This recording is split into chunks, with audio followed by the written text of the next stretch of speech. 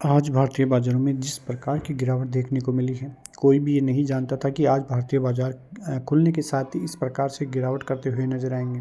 जब बाज़ार खुला तो ठीक-ठाक माहौल लग रहा था, लेकिन न्यूज़ आई कि जो एचएमपीवी वायरस भारत में आ चुका है। 3 मामले सामने आ चुके हैं, उसकी पुष्टि हो चुकी है। शेयर बाज़ार के सामने पहले से ही मौजूद तमाम अनिश्चितताओं के बीच इस नए वायरस की खबर ने निवेशकों को चौंका दिया। कर्नाटक में 2 बच्चों में यह वायरस पाया गया। हालांकि स्वास्थ्य मंत्रालय ने बताया कि दोनों बच्चे रिकवरी की ओर हैं और घबराने की कोई भी ज़रूरत नहीं है। उन बच्चों की कोई ट्रैवल हिस्ट्री भी नहीं है कि वो चाइना जाके आए हो और उसकी वजह से भारतीय बाज़ारों में वो देखने को मिला हो। लेकिन ऐसा कुछ भी नहीं है, ऐसी हिस्ट्री उनकी नहीं है। लेकिन फिर भी ये वायरस का आना थोड़ा बहुत घातक तो देखने को मिल ही रहा है। डॉक्टरों की तरफ से भी यदि सुझाव मांगी गई तो उनका भी यही मानना है कि इसकी वजह से कोई चिंता लेने की ज़रूरत नहीं है। और ये जो वायरस है पहले भी आ चुका है, ये जो दोबारा से ऐसा आना थोड़ा बहुत चिंता का विषय है, लेकिन फिर भी इतनी कोई बड़ी खबर नहीं है जिसकी वजह से इतनी चिंता हो और इतना बड़ा क्रेज़ हो। भारतीय बाज़ारों में और भी कारण हैं जिसकी वजह से आज भारतीय बाज़ारों में गिरावट आपको देखने को मिली है। सबसे बड़ा कारण तो एचएमपीवी वायरस ही है जो कि भारत में प्रवेश कर चुका है, और यदि वे वायरस की कुछ और सच्चाइयाँ हैं तो फिर वो भारतीय बाज़ारों के लिए गलत साबित हो सकता है। लेकिन फ़िलहाल ऐसी कोई चीज़ नहीं है जिसकी वजह से भारतीय बाज़ारों में ज़्यादा कुछ चिंता करने की ज़रूरत हो। दूसरा जो सबसे बड़ा कारण है वो है तीसरी तिमाही के नतीजों का इंतज़ार। और जो प्री नतीजों के पहले कुछ आंकड़े आते हैं, वो बैंकिंग सेक्टर के आंकड़े आज कुछ आते हुए दिखाई दिए हैं, और उसकी वजह से भारतीय बाज़ारों में और ज़्यादा चिंता का विषय है, क्योंकि वो आंकड़े थोड़े हिलते हुए दिखाई दिए हैं। और यदि वो आंकड़े और ज़्यादा हिलते हैं तो फिर दिक्कतें भारतीय बाज़ारों के लिए बढ़ेगी। पहले से ही क्वार्टर 2 के आंकड़े जो कि आते हुए दिखाई दिए हैं, बहुत नेगेटिविटी फैलाते हुए दिखाई दिए थे, और फिर से यदि गलत आंकड़े भारतीय बाज़ारों में आते हैं तो वो फिर चिंता का विषय और बहुत बड़ी चिंता का विषय भारतीय बाज़ारों के लिए साबित हो सकता है।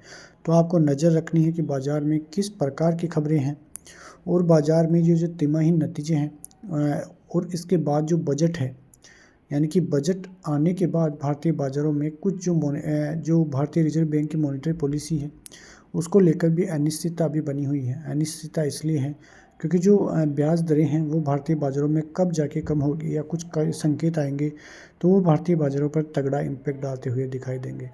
तो ये भी सबसे बड़ा कारण निकल कर सामने आए हैं भारतीय बाज़ारों के लिए, और ये कारण एक बहुत बड़ा कारण आपको देखने को मिलेगा।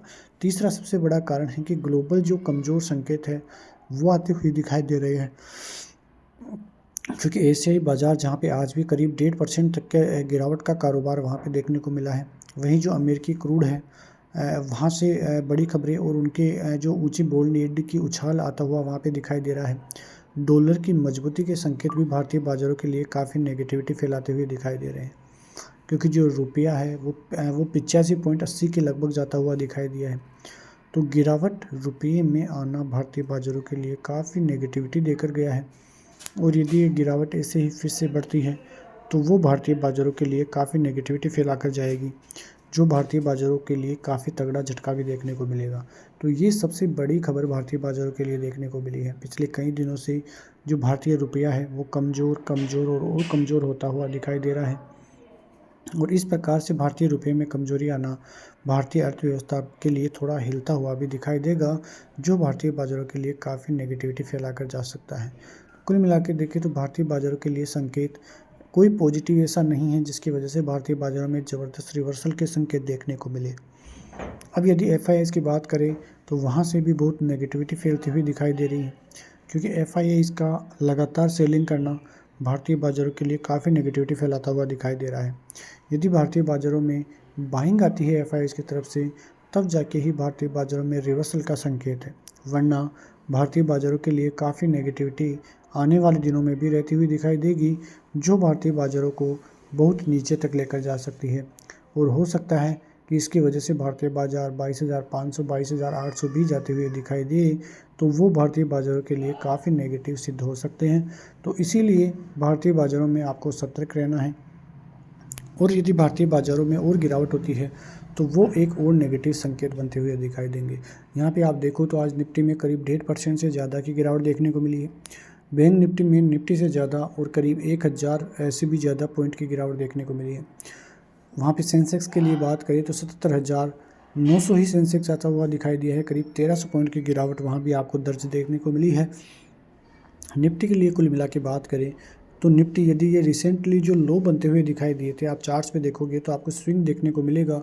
यदि वो रिसेंटली स्विंग टूटता है, मतलब 23,000 के लेवल टूटते हैं, तो फिर एक बहुत ही बड़ा नीचे की तरफ आंकड़ा आता हुआ दिखाई देगा। मतलब 23,200 का लेवल टूटता है तो आपको 23,000, 22,800, 22,650 तक के लेवल्स, 22,500 तक के लेवल्स भी आए तो भी कोई बड़ी बात नहीं है, क्योंकि फिर भारतीय बाजार 52 वीक हाई, 52 वीक लो के फिक्स मीडियम में आता हुआ दिखाई देगा, जो भारतीय बाज़ारों पर बहुत गलत इम्पैक्ट डालकर जाएगा। तो इसीलिए आपको नज़र रखनी है बाज़ार पर कि भारतीय बाज़ारों में यदि और गिरावट होती है तो आपको अपने पैसे को कैश में रखना है, क्योंकि आपको बाज़ार बहुत बड़े मौके दे जाएगा। जब कोरोना था तो उस टाइम पे फिर से आपने सोचा होगा कि यदि बाज़ार अब की बार नीचे आएगा तो मैं ख़रीदारी करूंगा, लेकिन ऐसा बिल्कुल भी नहीं हुआ। बाज़ार ऐसे ही आपको कमाने नहीं देगा। बाज़ार में अलग सेंटिमेंट बनते हैं, आपके माइंड में अलग सेंटिमेंट बनते हैं, तो वो सभी चीज़ें, और आप बाज़ार का बॉटम भी नहीं पकड़ सकते हो। तो बाज़ार आपको बहुत बड़ा मौका देगा रिकवरी के लिए, अच्छी खासी खरीदारी के लिए। तो ऐसी खबरों के साथ मिलते हैं नेक्स्ट वीडियो में। तब तक के लिए जय हिंद, जय भारत।